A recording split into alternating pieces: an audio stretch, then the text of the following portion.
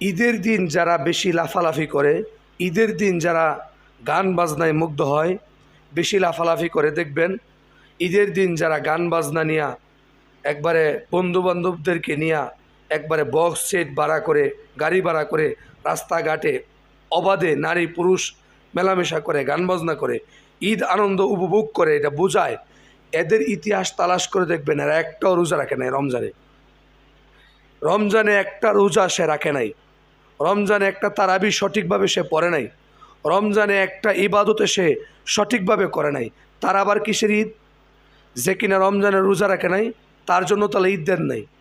যে রমজান মাসে মানে তারাবির নামাজ পড়ে নাই, ফরজ নামাজগুলি ঠিক করে পড়ে নাই, সে আবার ঈদের দিন আনন্দ করার অধিকার তার তো নাই, অধিকার তার নাই। কোন অধিকারে সে এই আনন্দ করে? সুদখোরের জন্য আল্লাহ ঈদ দেন নাই, ঘুষখোরের জন্য আল্লাহ ঈদ দেন নাই, জেনাখোরের জন্য আল্লাহ ঈদ দেন নাই, মদখোরের জন্য আল্লাহ ঈদ দেন নাই। ঈদ দিয়েছেন মূলত যারা পুরো এক মাস আল্লাহর জন্য কাটাইছেন, রোজা অবস্থায় নামাজ অবস্থায়, তাদের জন্য আনন্দ করার জন্য আল্লাহ ঈদ দিয়েছেন। ঈদ মূলত কি? ঈদ মূলত এটাই যে এক মাস ইবাদত করে, এক মাস আল্লাহর ইবাদত বন্দিগি করে নিজের গুনাহ মাফ করাইলাম, আনন্দের মাধ্যমে বুঝাইতে হবে এটা আমার ঈদ। আসলে ঈদ মূলত এই না যে বেহায়াপনার মধ্যে সামিল হয়ে যাওয়া, গান বাজনায় নাচানাচি করা, একবারে অশ্লীলতার মধ্যে ছড়াইয়া পড়া। ঈদের দিন এমনও ঘর আছে গান বাজনায় সামিল হয়।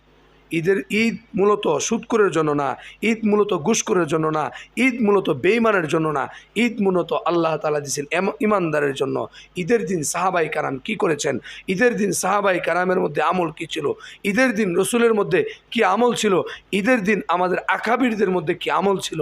এটা আমাদের পর্যালোচনা করা দরকার, আমাদের জানা দরকার, বোঝা দরকার।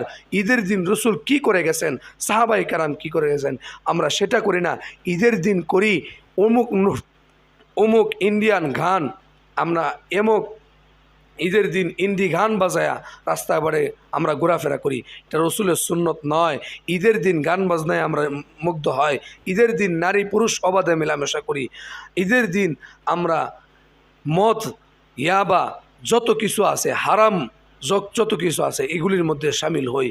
ও যুবক ভাই, ঈদের দিন যদি আপনি হারাম কাজে লিপ্ত হন, ঈদের দিন যদি আপনি ঈদের দিনটাকে হারাম কাজের মধ্যে আপনি কাটাইয়া দেন, আপনার কাছে আমার প্রশ্ন, যেই যুবক কিনা ঈদের দিনটাকে একমাত্র হারাম কাজের জন্য ব্যবহার করার জন্য নির্দিষ্ট করে রাখছেন, চিন্তা করে রাখছেন, ঈদের দিন আপনি গুনাহ করবেন, ঈদের দিন গান বাজাইবেন, ঈদের দিন নারী পুরুষ নিয়ে অবৈধ মেলামেশা করবেন, তার কাছে আমার প্রশ্ন, ভাই তুমি মরবা না?